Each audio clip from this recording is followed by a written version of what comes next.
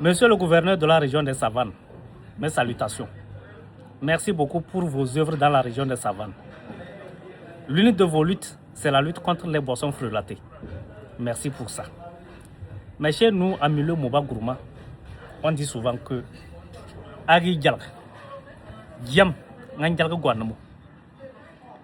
l'une des raisons qui fait que les gens prennent de la boisson frelatée, une raison à ne pas négliger, c'est nos mamans là.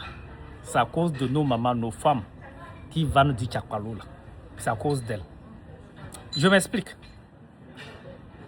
Un Moba normalement constitué, né dans la région des Savanes dans des conditions normales,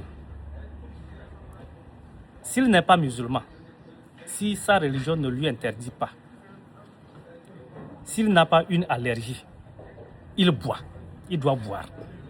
Je ne dis pas qu'il doit se saouler, il doit boire. Et ce n'est pas de la sucrerie, c'est une boisson du tchakpalo alcoolisé. Depuis nos parents, depuis nos grands-parents. Et pourquoi les gens buvaient du tchakpalo? C'est pour avoir plus d'énergie, plus de tonus, plus de charme, pour pouvoir bien travailler dans les travaux champêtres. Un bon tchakpalo, normalement préparé, fermenté normalement quand tu bois, ça doit faire un effet en toi. Ton langage doit changer, tu dois devenir plus énergique. Mais qu'est-ce que nous constatons de nos jours? Le tchakpalo qui est vendu actuellement dans la région des Savanes, vous prenez du tchakpalo, c'est votre ventre seulement qui se remplit. Aucun effet. Ça ne vous fait rien. Ça, c'est encore mieux. Pire, il y en a qui préparent du tchakpalo avec des produits très dangereux pour la santé. Voilà ce qui se passe de nos jours. Les femmes là vont aller prendre 5 bols de sorgho, 5 tonneaux d'eau pour préparer tchakpalo. Et quand les gens calculent tout ça là, ils se disent bon, en buvant cette boisson là, c'est quel effet je recherche? Bon, ils n'ont pas l'effet recherché. Donc, c'est ça qui conduit certaines âmes sensibles à s'orienter vers malheureusement ces boissons frelatées. Je ne dis pas que c'est excuse. Rien n'excuse la consommation des boissons frelatées.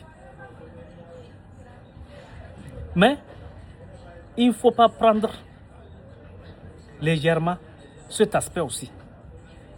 Normalement, les femmes qui préparent du tchakpalo, ça devait être un diplôme comme tous les autres métiers. Pour être couturier, tu dois avoir un diplôme. Pour être menuisier, maçon, soudeur, tu dois avoir un diplôme. Pour être cuisinier, tu dois avoir un diplôme. Ces femmes-là aussi, il faut qu'on fasse de sorte qu'elles puissent aller passer à l'examen. Celles qui échouent, on leur interdit la préparation du tchakpalo. Parce qu'il ne faut pas tuer les gens.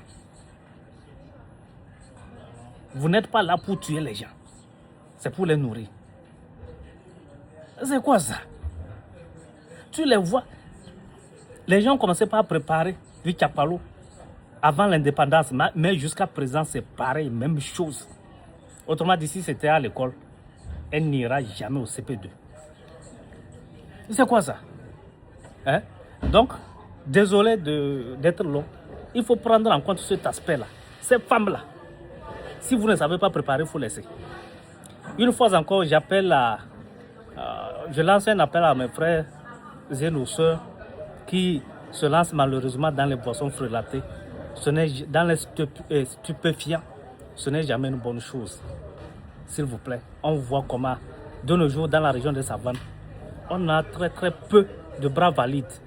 Les jeunes qui étaient costauds sont devenus des chétifs. La jeunesse actuellement n'arrive pas à s'en sortir parce qu'on s'est lancé dans l'alcool, on s'est lancé dans des produits illicites. Voilà ce que j'avais ce matin. Je vous remercie. Allez, le fils des Savanes.